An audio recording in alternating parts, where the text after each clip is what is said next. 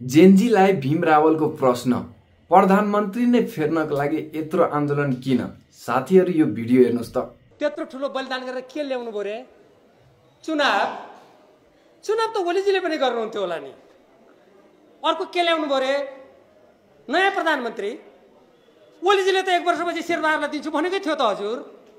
तपाईले त 73 वर्षको एकजना पूर्व न्यायाधीशलाई पो प्रधानमन्त्री बनाउनु भएछ त।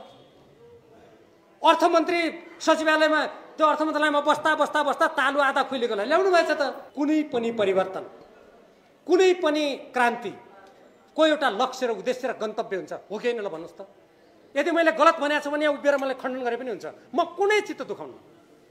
जब हामी 76 जनाले रगत बगाउँछौँ, स्कुलको पोसाक लगाएर आएका, विद्यालयका पोसाक लगाएर आएका, शिक्षण संस्थाका पोसाक लगाएका मान्छे गोलीले ढल्छन्, हाम्रो स्वतन्त्रताको प्रतीकको केन्द्र सिंहदरबार जल्छ, हाम्रो लोकतन्त्रको अभ्यासको केन्द्र संसद जल्छ, हाम्रो न्यायालयको इतिहासको केन्द्र सर्वोच्च अदालत जल्छ, हाम्रा शासन प्रशासन गर्ने कार्यहरू ध्वस्त हुन्छन्, हामीलाई सुरक्षा दिनुपर्ने हाम्रा प्रहरीका पोसाकहरू लगाएर हावामा उडाइन्छ।